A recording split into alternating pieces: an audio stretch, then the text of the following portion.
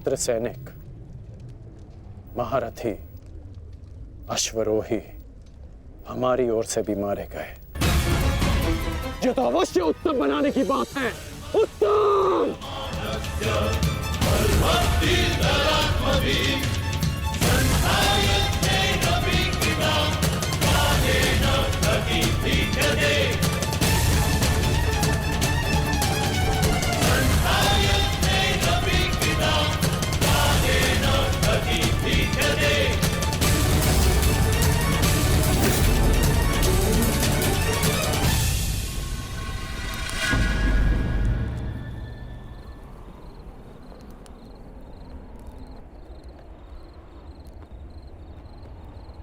क्या ये युद्ध समाप्त हो गया है? मैंने पूछा, क्या ये युद्ध समाप्त हो गया है? उत्तर दीजिए।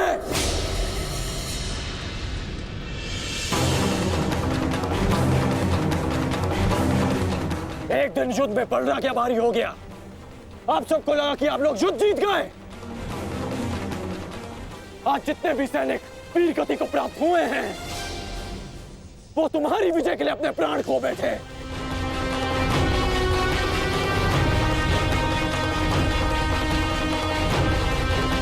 आप लोगों ने कभी सोचा है कि इस युद्ध में कितने जीवन दांव पर लगे हैं? हर परिवार इस भय के साथ जी रहा है कि क्या उनके परिवार के सदस्य घर लौटेंगे भी या नहीं। और आप सब उत्सव मना रहे हैं। ये उत्सव मनाने का समय नहीं, रणनीति बनाने का समय है। इस युद्ध में जीतने का समय है। पांडव सामान्य योद्धा नहीं है। वो इस समय एक घायल सिंह की भांति हैं, जो कल युद्ध में अपना प्रतिशोध लेने के लिए तत्पर रहेंगे।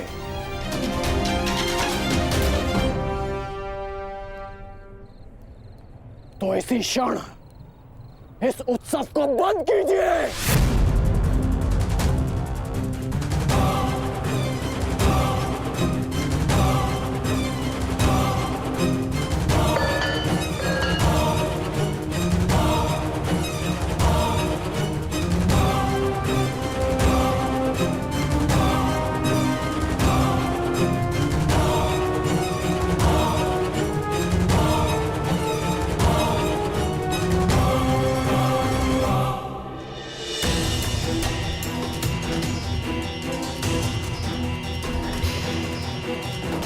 युद्ध भूमि का नियम है कि हर दिन के साथ हुई हानि को भुलाकर अगले दिन के विषय में सोचा जाए।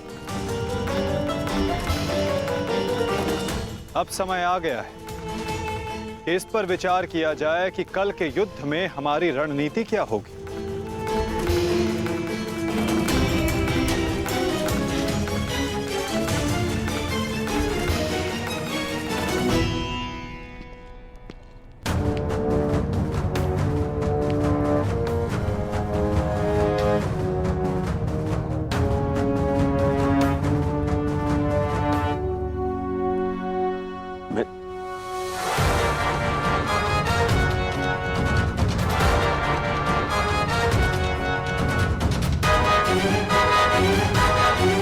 परंतु कल के लिए हमारी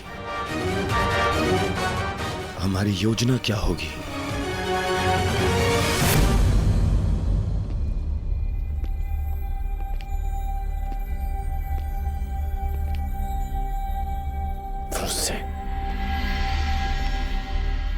तुम यहाँ क्या कर रहे हो? यहाँ कल की रणनीति बन रही है पिताश्री। तो इस सभा में मेरा उपस्थित होना अनिवार्य है ना। तुम युद्ध में भाग नहीं लोगे। मैं तुम्हें अनुमति नहीं दे रहा। जाओ, जाकर विश्राम करो। मैं जानता हूं मुझे विश्राम की आवश्यकता है, परंतु मैं नहीं चाहता कि कल कोई वीर पांडव ये कहे कि अंगराज का पुत्र एक तीर का घाव तक ना सह सके। मुझ पर विश्वास कीजिए पिताश्री, मैं कल भी युद्ध में अपना पूरा योगदान दूंगा, परंतु मुझे जाने से मत रोकिए। मैं आपका पुत्र हूं। मैं वचन देकर आया हूं कि मैं आपकी कमी की अनुभूति किसी को अनुभव नहीं होने दूंगा। मैं इसीलिए मेरा कल युद्ध में उपस्थित होना अनिवार्य है पिताश्री। मुझे मेरा वचन पूर्ण करने दीजिए।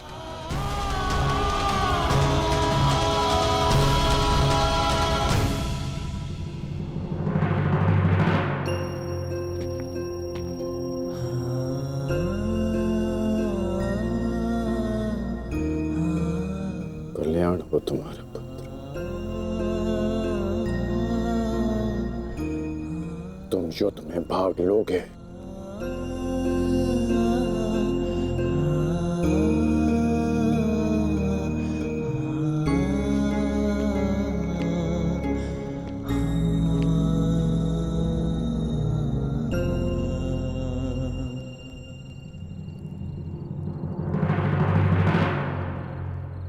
शत्रु सेना को हानि पहुंचाने के साथ साथ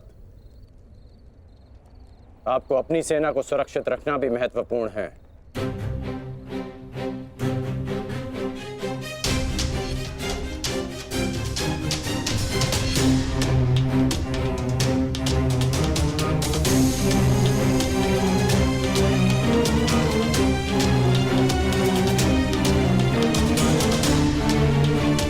यदि युद्ध में शीघ्र विजय पानी है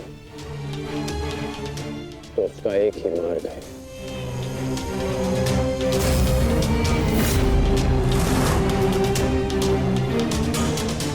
उसे बंदी बनाओ। जिसे बंदी बनाने से ये युद्ध समाप्त हो जाए। युधिष्ठिर! कल युद्ध में कौरव तुम्हें बंदी बनाने का प्रयत्न अवश्य करेंगे युधिष्ठिर। यदि हमने युधिष्ठिर को बंदी बना लिया तो बाकी के सारे पांडव हमारे सामने हाथ जोड़े खड़े रहेंगे।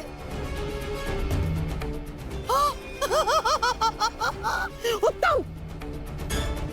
कल चाहे जो कुछ भी हो जाए, हम उस युधिष्ठिर को बंदी बनाकर रहेंगे। उसकी सुरक्षा की हर एक दीवार, हर एक व्यू तोड़ देंगे हम। तो इसका तोड़ क्या है माधव?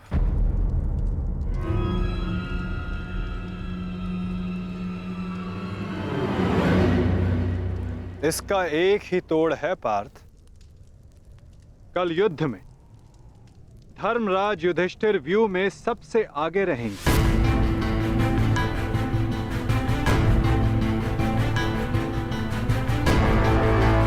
जब आप जानते हैं माधव कि ज्येष्ठ को बंदी बनाना ही इन कौरवों का लक्ष्य है, तो क्या हम ज्येष्ठ को सबसे आगे खड़ा करके उनका कार्य सरल नहीं कर रहे हैं? क्या ये उचित है माधव? हाँ पार्थ, यही उचित है। इसीलिए मैं ऐसा कर रहा हूं।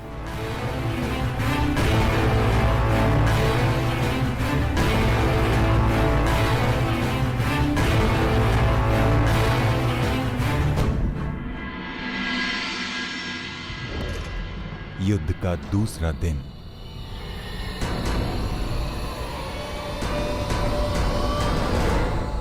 क्या युद्ध आरंभ का शंखनाद तब तक नहीं हुआ संजय?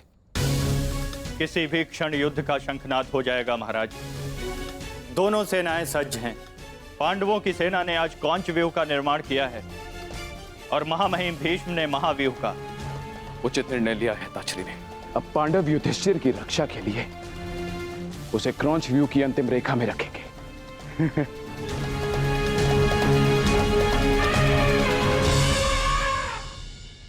युद्ध भूमि में कुछ असामान्य घटित हुआ है महाराज, जिसका किसी को अनुमान नहीं था। जिस प्रकार से युवराज दुर्योधन आश्चर्यचकित हैं, ठीक उसी प्रकार से मैं भी आश्चर्यचकित हूं महाराज। किंतु ऐसा क्या हुआ है संजय? पांडवों ने राजकुमार युधिष्ठिर को सेना के अंतिम रेखा में न रखकर सेना के अग्रभाग में रखा है महाराज।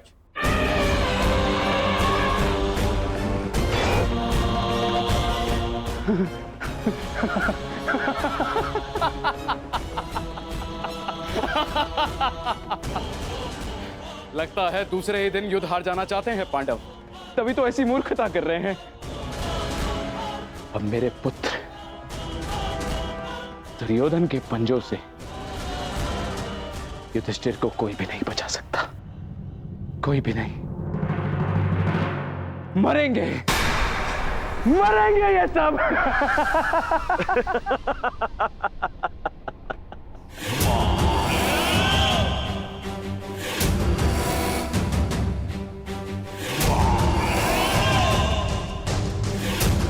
सुना था, आज देख भी लिया। विनाश काले विपरीत बुद्धि।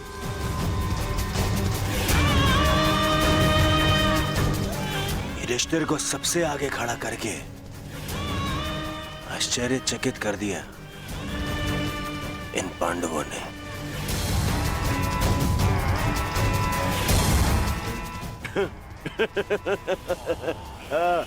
पितामह,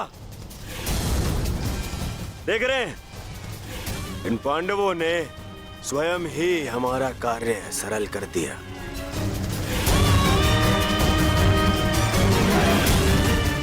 युधिष्ठिर को आगे खड़ा करके।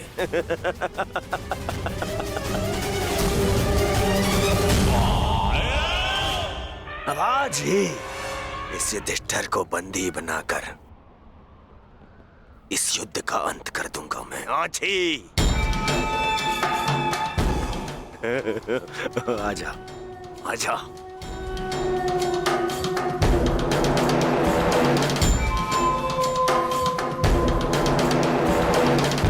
कल अंगराज ने उत्सव मनाने से रोक दिया था, आज अवश्य मनाएंगे।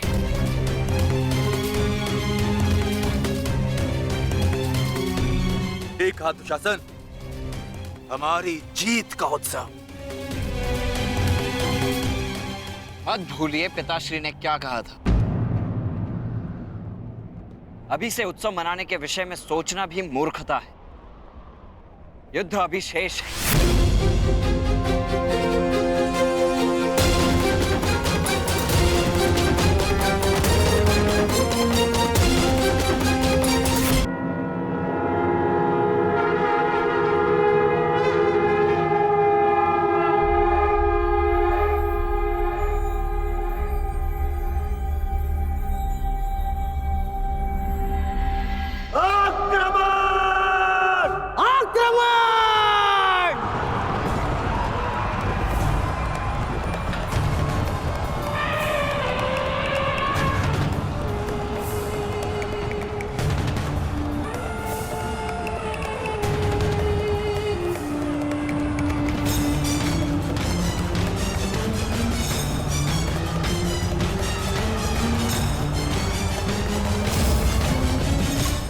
पांडव आक्रमण क्यों नहीं कर रहे?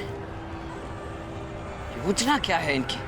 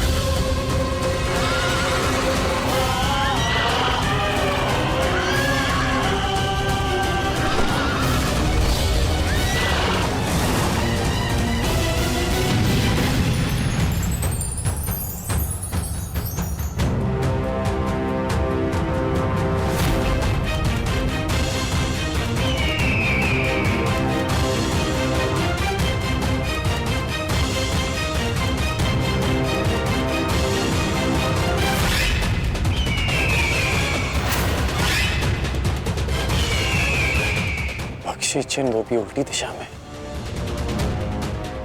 ये पांडव पीछे क्यों हट रहे हैं?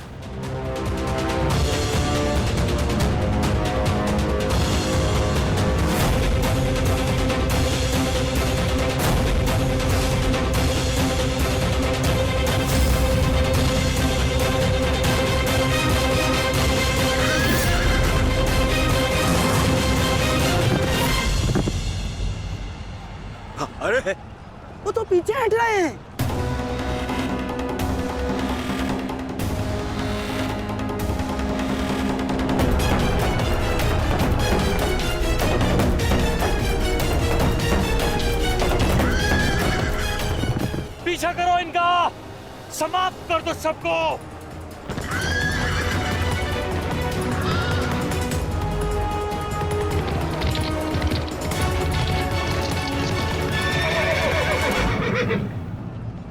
महामहिम, ये पांडुपुत्र करना क्या चाहते हैं? इस प्रकार पीछे लौट जाने के दो ही कारण हो सकते हैं। प्रथम, सेना के किसी प्रमुख की मृत्यु, या फिर पराजय का भय। और यदि युद्ध के आरंभ में ही सेना इस प्रकार पीछे लौट जाए तो उसका अर्थ है यह उनकी रणनीति है।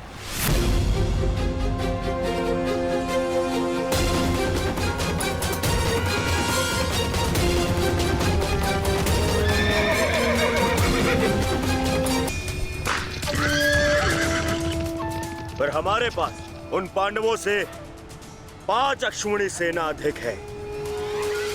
यदि ये कोई रणनीति भी है, तब भी हम अपनी सेना के बल से इन पांडवों को समर्पण करने के लिए विवश कर सकते हैं। पितामह, आप आगे बढ़िए और युधिष्ठिर को बंदी बनाइए। शीघ्रता मत करो दुर्योधन। सर्वप्रथम उनकी रणनीति को समझो, उसके पश्चात आगे बढ़ो।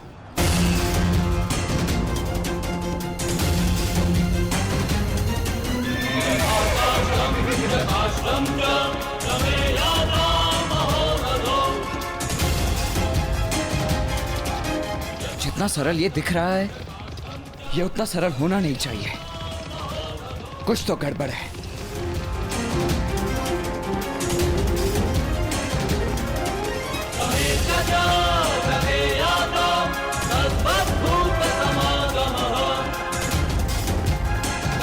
रुक जाओ, ये एक छल है, हमें फंसाने की चाल है ये।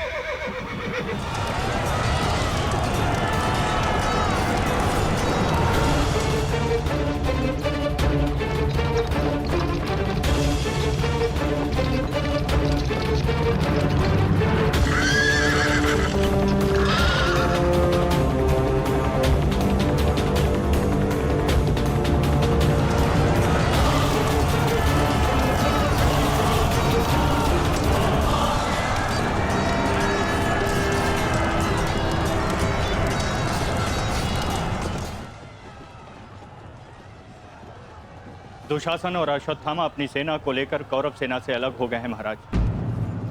यह अवश्य ही पांडव सेना की कोई सोची समझी रणनीति है।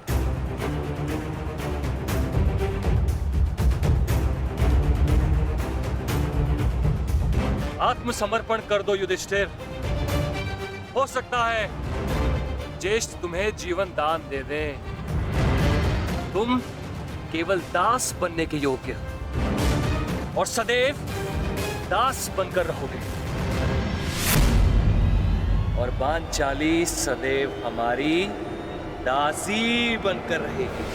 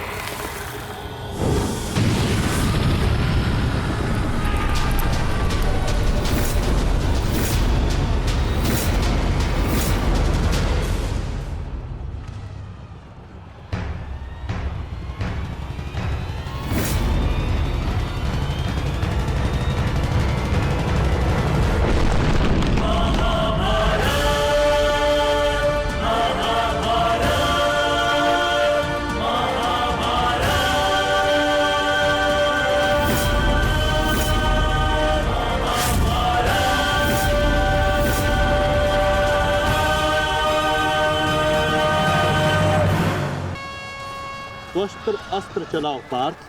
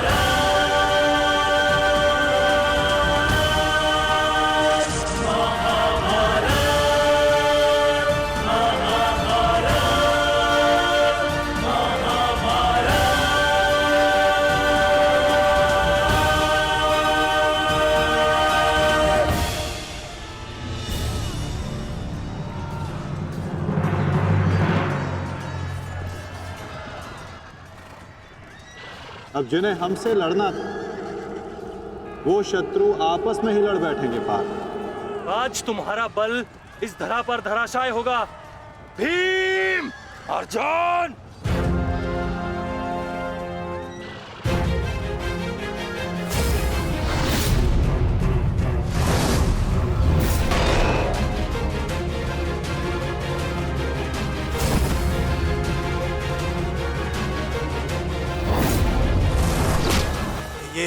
ये क्या हो रहा है? अश्वत्थामा और दुशासन आपस में क्यों लड़ रहे हैं? शांत हो जाओ दुर्योधन। ये अर्जुन के दिव्यास्त्र का प्रभाव है।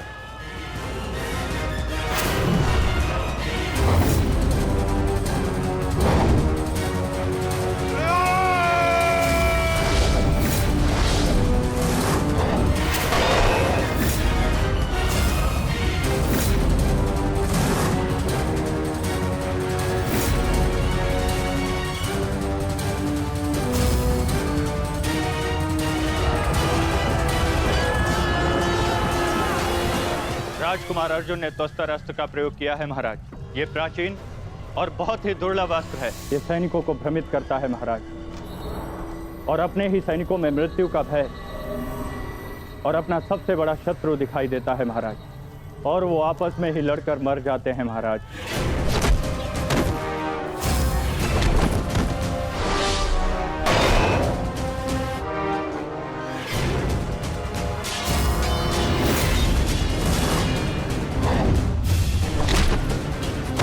हाँ भाई, आप युवराज की सुरक्षा के लिए यही उपस्थित रहिए। मैं शीघ्र आता हूं।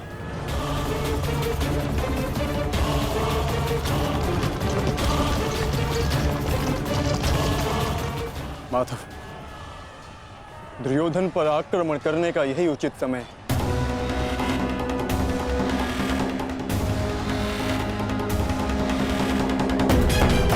अंतिम प्रहार का समय आ गया है। सारथी,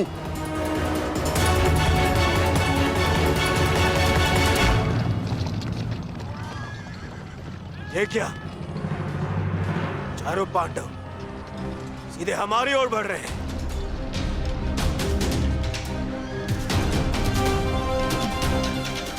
वो भी बिना किसी सुरक्षा पंक्ति के। संजय, इस अस्त्र की माया को किसी तरह तो समाप्त किया जा सकता है। कोई तो उपाय होगा। इसका उत्तर मेरे पास भी नहीं है महाराज, परंतु अवश्य ही राजकुमार अर्जुन के पास होगा, और कदाचित वो अपने पुत्र अभिमन्यु को इसकी काट बता रहे हैं महाराज। सत्य कीर्ति अस्त्र, इसे उपयोग केवल एक शक्तिशाली योद्धा ही कर सकता है। हमारे विपक्षियों में आचार्य द्रोण, पितामह और अंगराज कर्ण इसका उपयोग करना जानते हैं। कर्ण तो युद्ध में सम्मिलित नहीं, और आचार्य द्रोण और पितामह को इनकी रक्षा करने के लिए पहुंचने में समय लगेगा, इसलिए हम इसका लाभ उठा सकते हैं। परंतु तुम भूल रहे, युद्ध भूमि में एक और कुशल योद्धा है जो सत्य कीर्ति अस्त्र का प्रयोग करना जानता है।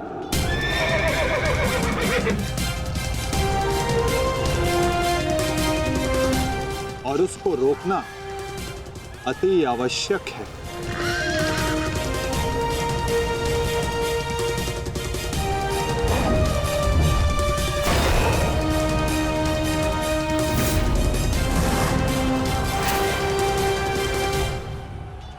जितने भी अस्त्र हैं ये शत्रु को भ्रमित कर देते हैं। परंतु इस भ्रम को तोड़ने का कोई तो उपाय होगा ना पिताश्री? एक ही अस्त्र है, सत्य कीर्ति अस्त्र।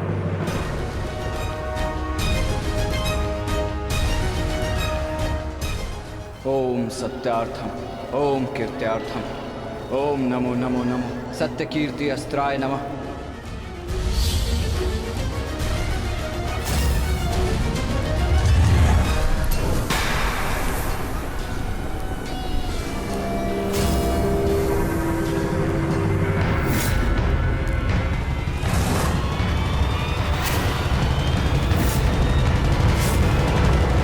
स्वागत है अभिमन्यु। वासुदेव ने सदा तुम्हारी प्रशंसा की और कल तो तुमने महामहिम भीष्म पितामह का मार्ग भी रोक दिया था।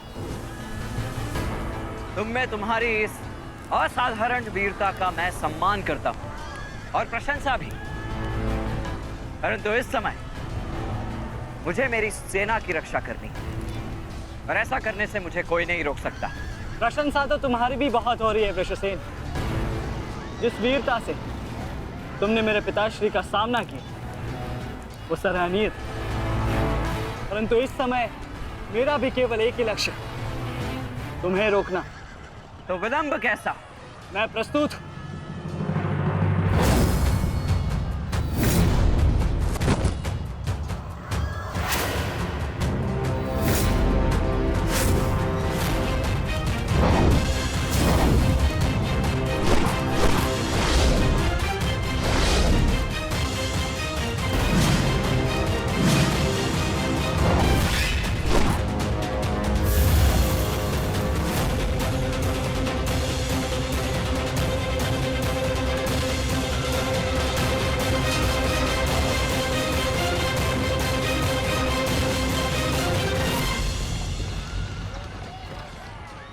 मैं गुरु द्रोण को रोकता हूँ। नहीं अर्जुन, गुरु द्रोण का सामना मैं करता हूँ, तुम आगे बढ़ो। नहीं भ्राताश्री, दुर्योधन के समर्पण की पुष्टि करने के लिए आपका वहां होना अति आवश्यक है। और जो इसमें सक्षम है वो है भ्राता भीम। पितामह को केवल भ्राता अर्जुन ही रोक सकते हैं। आप सब लोग आगे बढ़िए, हम गुरु द्रोण को रोकते हैं। सारथी, शीघ्रता करो।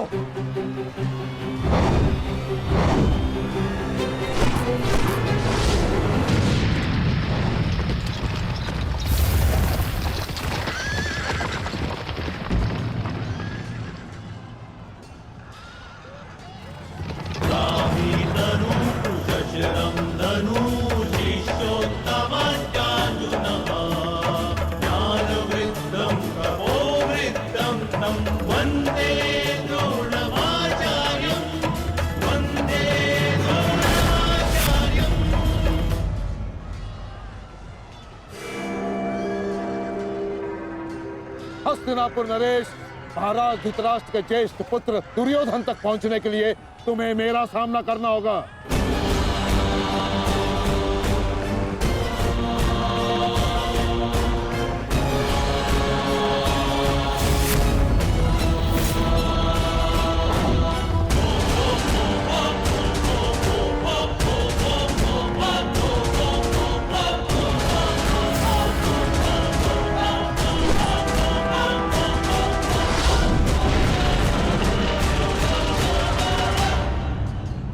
अद्भुत अर्जुन, मुझे गर्व है तुम पर।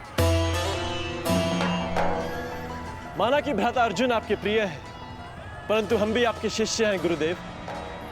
अपने साथ बंद करने का अवसर हमें भी प्रदान करें। अवश्य पुत्र, परंतु स्मरण रहे एक क्षण तुम्हारे समक्ष तुम्हारे गुरु द्रोण खड़े। बंद इतना सरल नहीं होगा, स्मरण रहे। हमारे गुरु ने हमें कठिन कार्यों को साधने की पूर्ण शिक्षा दी है गुरुदेव। तो सावधान नकुल।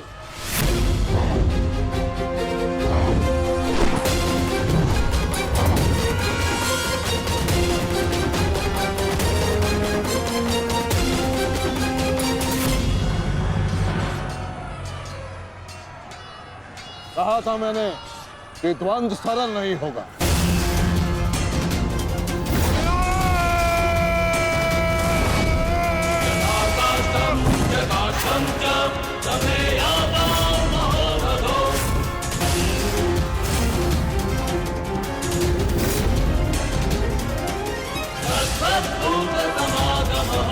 पहले मैं आपसे द्वंद करूंगा गुरुदेव।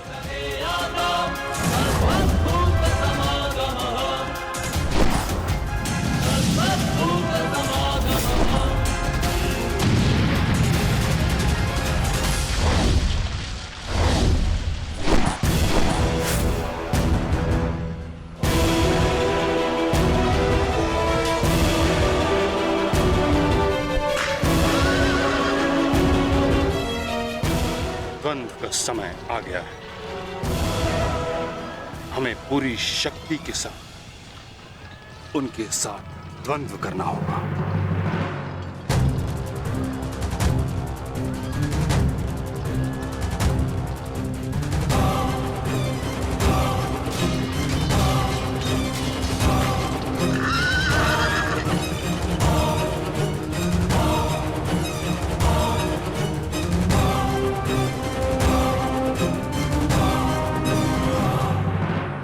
क्या हुआ पुत्र? जो कर्तव्य पूर्ण करने आए हो वह करो। मेरे साथ द्वंद्व करो। रुक क्यों गए? आक्रमण करो मुझ पर। कर्म से बड़ा कोई धर्म नहीं पुत्र। पितामह ने उचित कहा, अपने कर्तव्य का पालन कर। स्मरण है ना पार्थ, ना कोई बंधु है ना कोई बंधव, ना कोई मरता है ना कोई मारता है। ये सब आत्माएं हैं।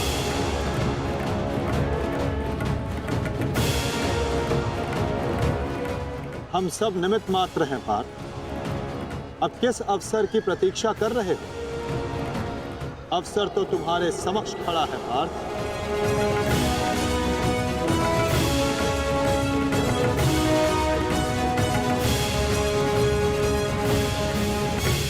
यदि तुम मुझ पर प्रहार नहीं करोगे अर्जुन,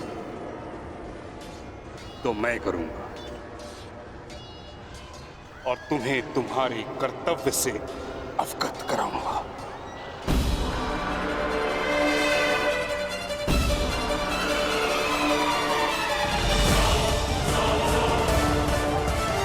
अपने प्रेम भाव को अपनी दुर्बलता मत बनाओ पार्थ, अन्यथा तुम्हारा यही प्रेम भाव तुम्हारी पराजय और अधर्म की विजय का कारण बनेगा।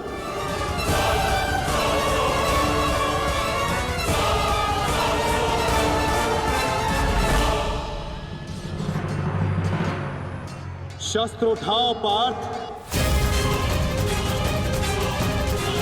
प्रहार करो अपने शत्रु पे। प्रहार करो पार्थ।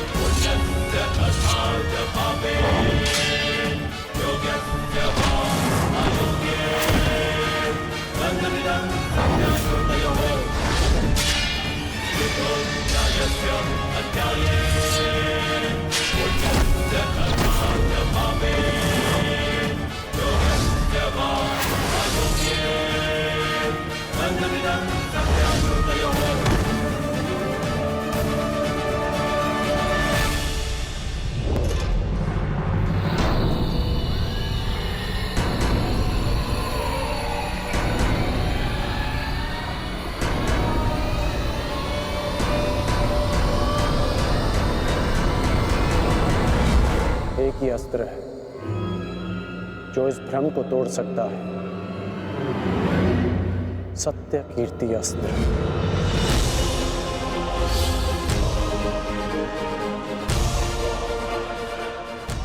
सत्य कीर्ति अस्त्र।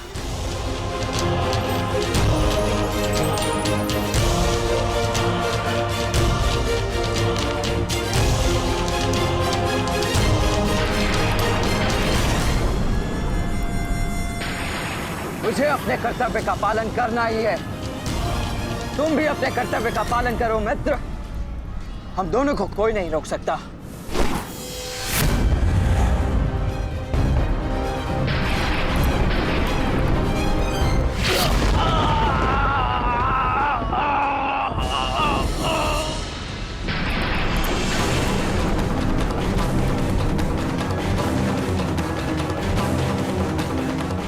रुक जा वृषसेन, मुझे विवश मत करो। मैं केवल वो कर रहा हूं जो मेरे वश में है।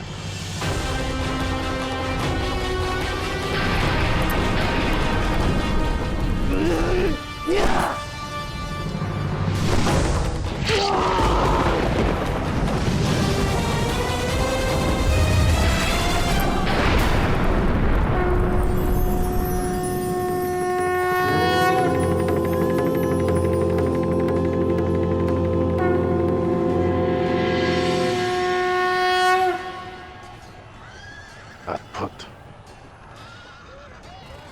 मुझे तुम पर गर्व है पुत्र।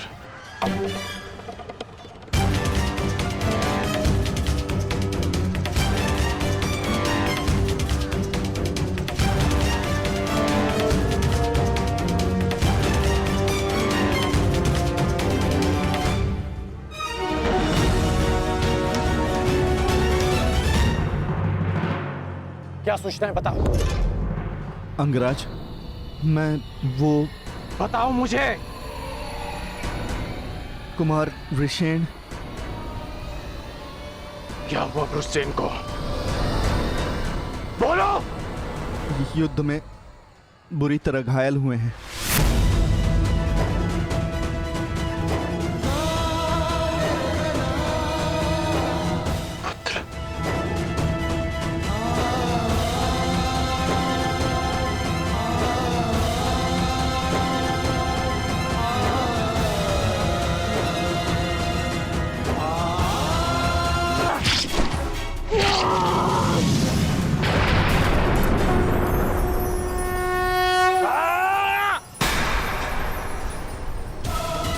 ये हमें क्या हुआ था कुमार? हम एक दूसरे पे क्यों प्रहार कर रहे थे? अवश्य कोई माया थी जिसका अंत हुआ। आओ आओ, शत्रु हमारे प्रहार की प्रतीक्षा कर रहा है। चलिए कुमार।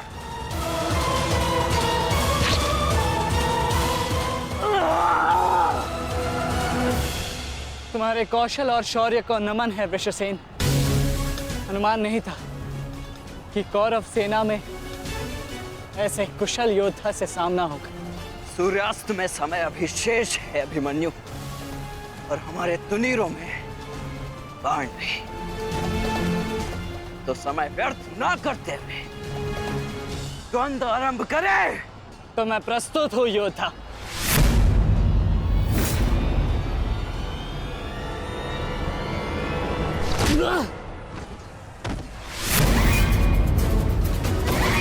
तेरे पिता की माया का अंत हुआ बालक, और अब तेरा अंत होगा।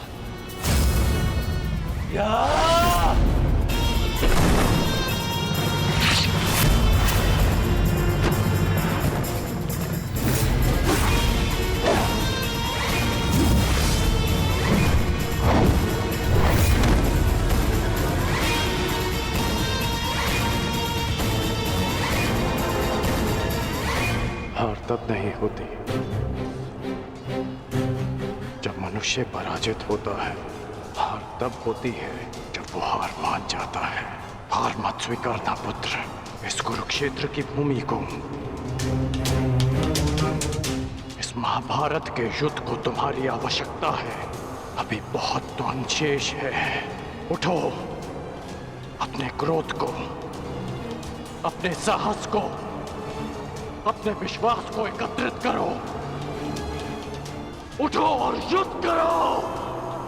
उठो पुत्र, उठो पुत्र, उठो पुत्र।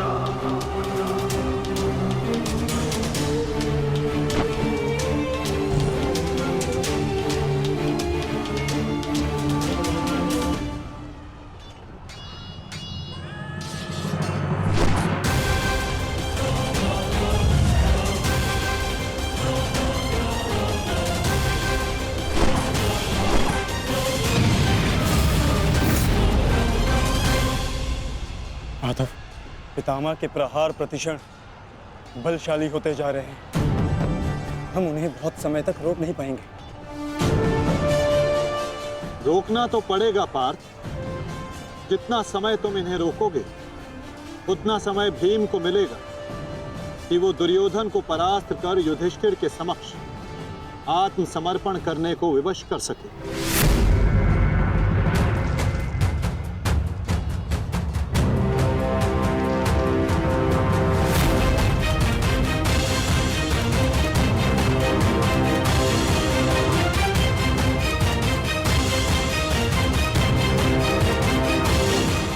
दुर्योधन, ये युद्ध भूमि है, कोई रंग भूमि नहीं कि औरों के द्वंद्व का तुम आनंद उठा सको। क्यों दुर्योधन, कायरों की भांति क्यों खड़े हो? आओ और आकर मुझसे युद्ध करो।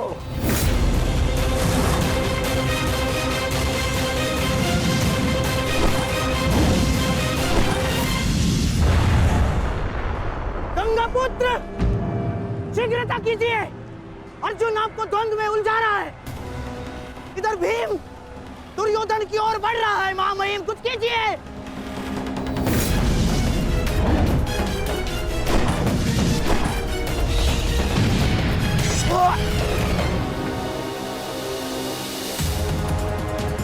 साथी,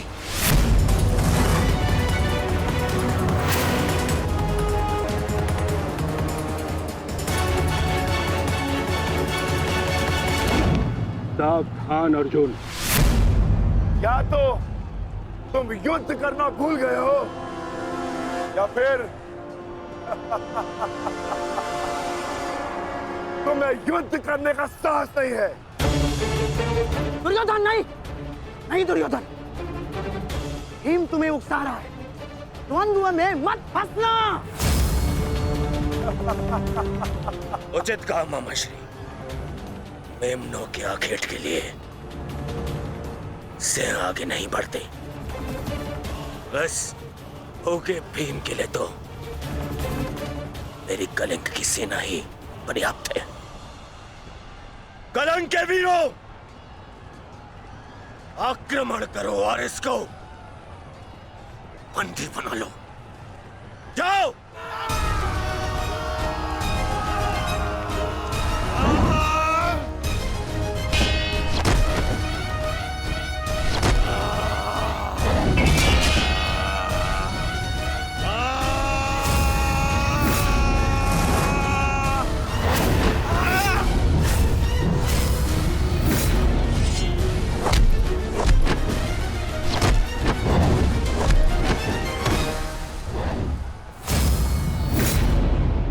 दुर्योधन, बस ये इतने से थे?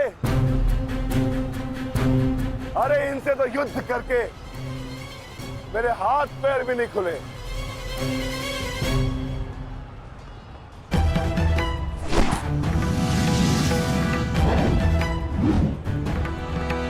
आप नियम भंग कर रहे हैं आचार्य। आप एक साथ दो पर आक्रमण नहीं कर सकते। स्मरण रहे कि युद्ध के नियम के अनुसार दो योद्धा एक योद्धा पर आक्रमण नहीं कर सकते,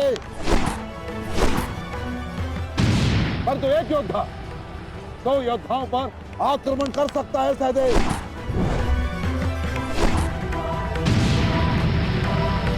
क्या करें नकुल? कुछ करना होगा। हमें गुरु द्रोण को रोककर अधिक से अधिक समय भ्राता भीम को देना होगा।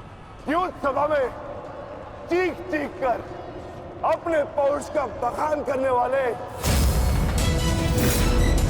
एक नपुंसक के भांति क्यों खड़े हो?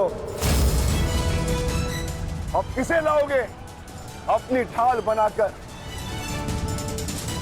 ये विकोदर भीम तुम्हारी हर ढाल को तोड़कर तुम्हारा अंत करेगा। मैं तुम्हारे प्राण लेकर रहूंगा कायर दुर्योधन।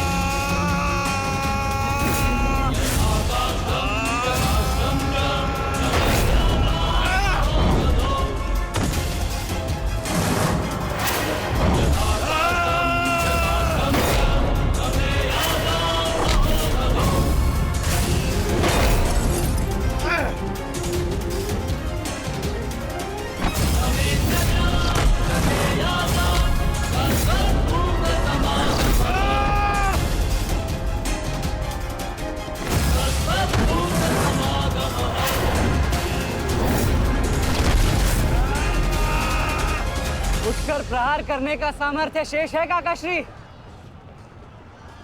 या पराजय स्वीकार करते हैं? जय और पराजय की चुनौती बराबरी के योद्धाओं को दी जाती है बालक। प्रतीत होता है कि अभी तक तुम्हें कोई समर्थ योद्धा नहीं मिला।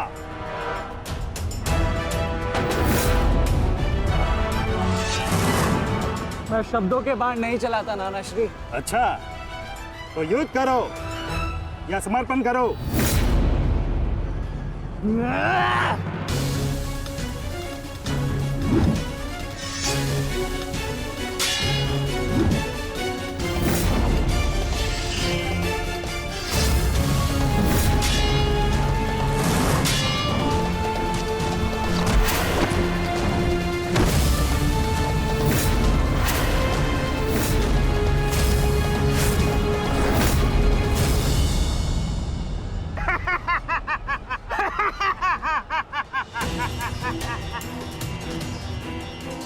क्या हुआ, थक गए?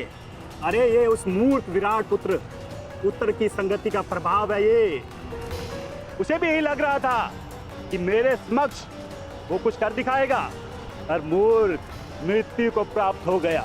मृत्यु को चींटी की भांति इन्हीं हाथों से मसल दिया मैंने उसे। पीछे हट जाओ अभिमन्यु, अन्यथा उत्तर से कहीं पीड़ादायक मृत्यु मिलेगी। मृत्यु। तो ये समझिए कि आज उत्तर का प्रतिशोध पूर्ण होगा।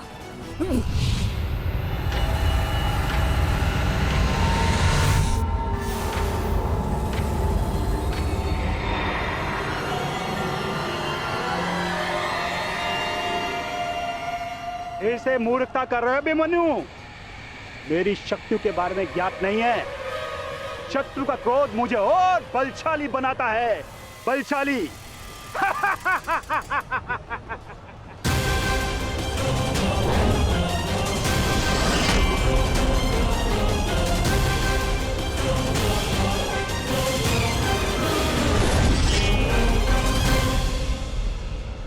इतना ललकारने के पश्चात भी तुम रथ पर छिप कर बैठे हो दुर्योधन।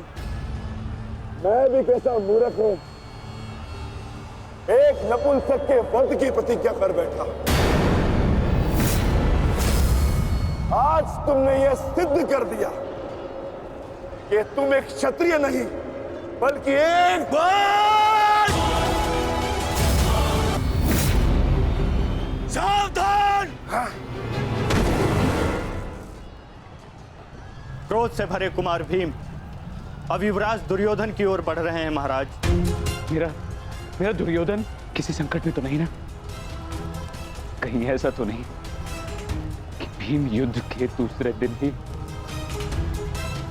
पांडव पक्ष को जय श्री दिलवा दे?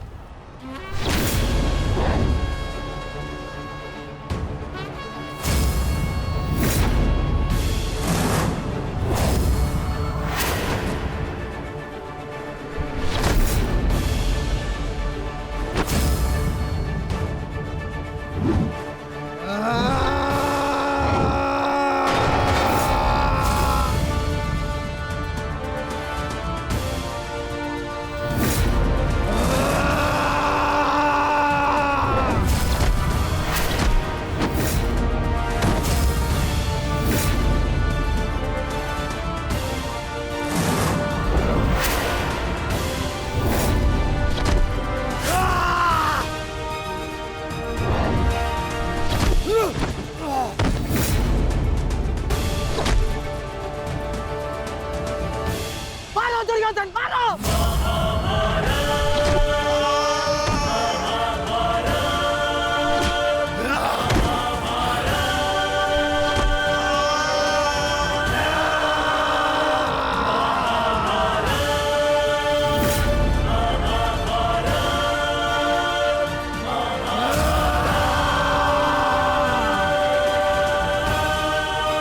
क्या हुआ गदाधारी भीम?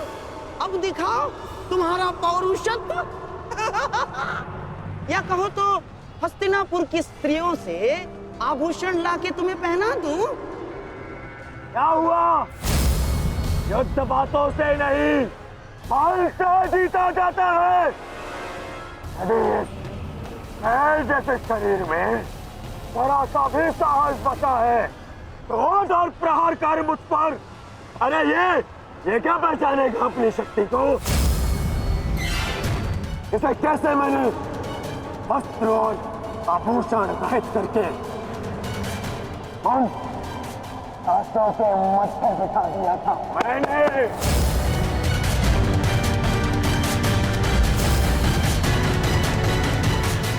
कदाचित ये भी भूल गया है कि कैसे मैंने बड़ी सभा में उस दासी द्रौपदी को उसका उचित स्थान दिखाया था।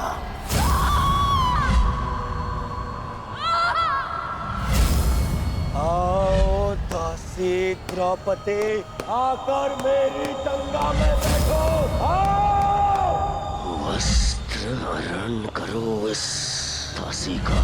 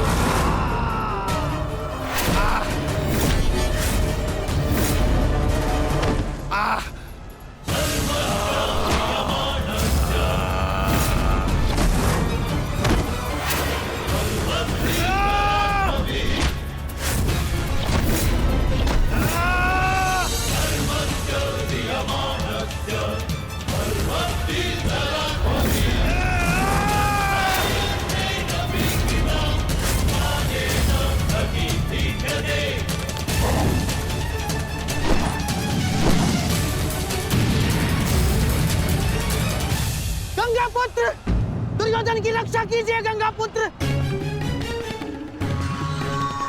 महामहिम, ये क्या कर रहे हैं आप? अपने वचन को पूर्ण कीजिए।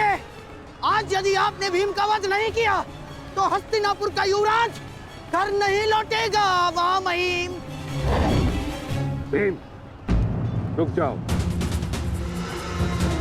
दूर हो जाओ दुर्योधन से, अन्यथा मुझे तुम्हारा वध करना होगा।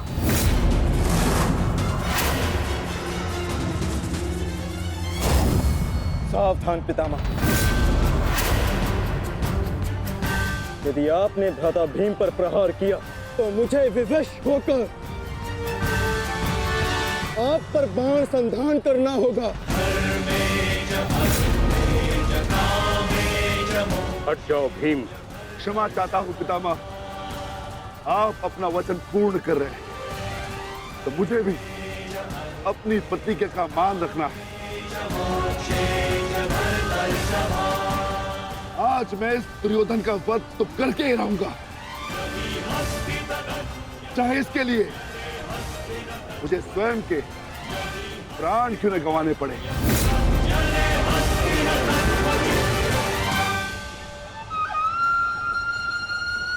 स्वयं के प्राण गंवा सकते हो भीम, परंतु क्या अपने दोनों भ्राताओं को इस आहुति में झोंक दोगे तुम?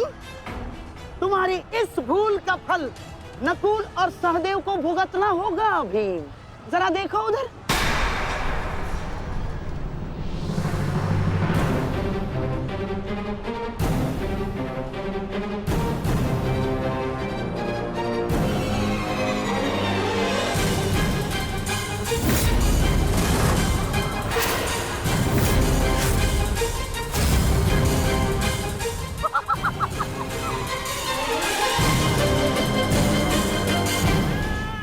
पिताश्री!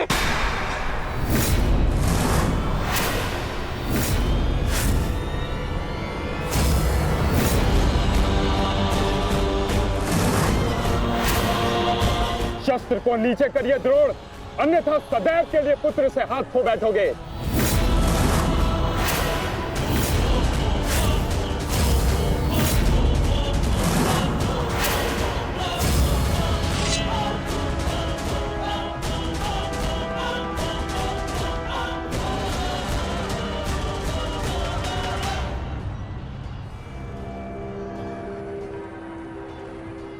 दुर्योधन, तेरा अंत आ गया है। तुम्हारे पास दो विकल्प शेष है दुर्योधन।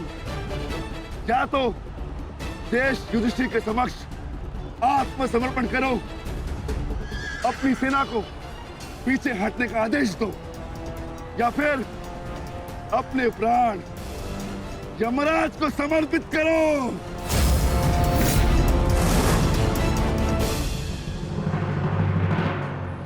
मारो भीम, मारो!